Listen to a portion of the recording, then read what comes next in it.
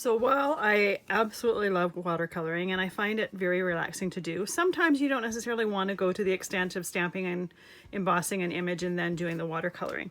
And sometimes the stamp doesn't lend itself to this. This one here, I could stamp it and emboss it and then watercolor the inside, but there's also a fun technique that gives you the watercolor look without needing a palette of colors, without needing a brush or whatever. So this is the faux watercolor technique.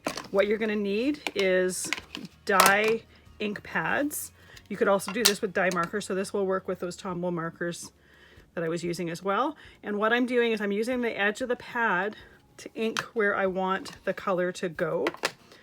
The one thing I need to mention that I forgot to mention in the last video with the watercoloring is you want to make sure you're using watercolor paper for this, as well as for the stamping, embossing, and watercoloring. Anytime you're doing watercoloring, you need to use the specific paper that's meant for that. Regular cardstock is not meant for the amount of water that's needed with watercoloring.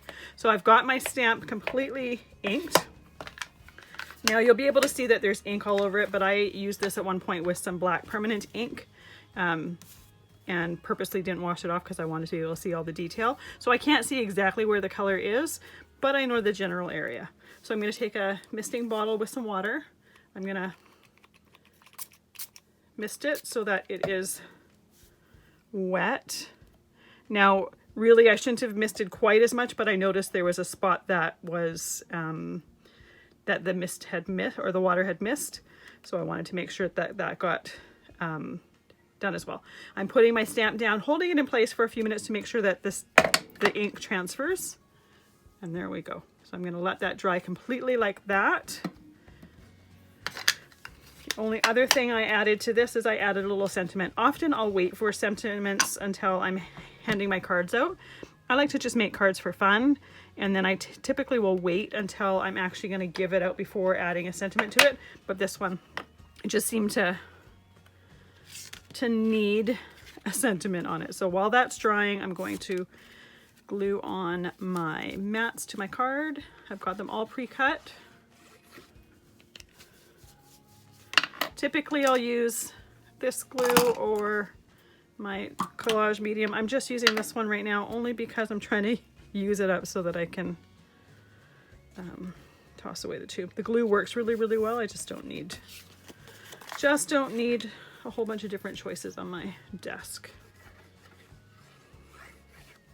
So I'm just putting a thin line around the edges. Don't need any more than that. The thing I like about liquid glue, especially when you're starting out, and by liquid glue I mean a liquid glue that's meant for this. You wouldn't want to go and get Elmer school glue or whatever. That's meant for children's crafts. It's not meant for card making. But what I like about it is the liquid glue part allows you to have a few seconds to shimmy things in place and line everything up, whereas tape runners, while they are convenient and easy, you pretty much have to put it down and you don't really have a big opportunity to lift things up. If it happens to be a tape runner that you can lift it up, those cards tend to fall apart over time and sometimes don't even make it to the recipient without falling apart. But there we go, we've got a faux watercolored card. This one is still wet. This is what it looks like once it's dry. But it's a really fun technique to do. It works awesome on silhouette stamps. So these stamps it would work great on. I didn't want to do them for this particular card just because they're quite small, and I figured there was more opportunity for color choices with the butterfly. But all sorts of stamps will work with that technique. We will see you in the next video.